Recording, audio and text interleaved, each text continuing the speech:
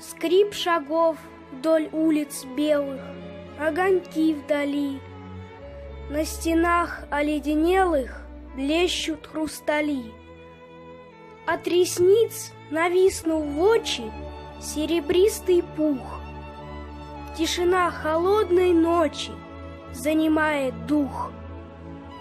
Ветер спит, и все немеет, только бы уснуть.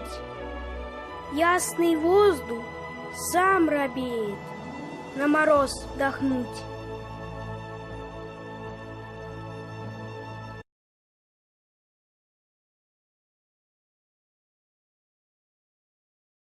Стихотворение «Скрип шагов» написано русским поэтом Афанасием Афанасьевичем Фетом зимой 1858 года, 160 лет назад.